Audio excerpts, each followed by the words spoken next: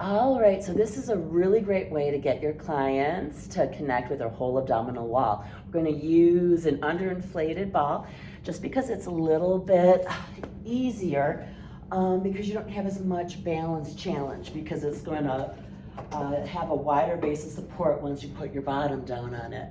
So you want to put it down, make sure you feel nice and comfortable, reach those straight arms long, try to keep the backs of your shoulders down.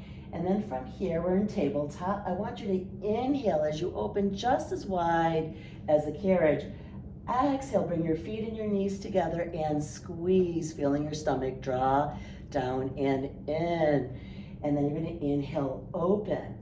So an isometric squeeze is naturally a mind-body exercise because you have to keep on thinking to squeeze because your body wants to let go of that connection. So squeeze your feet and your knees, feel the connection of your inner thighs to your stomach.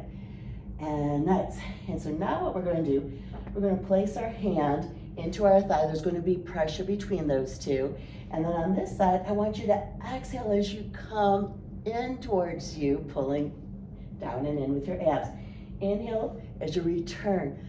So often we always think about the reach away, but I hope you can feel how your core works as the leg comes in towards you.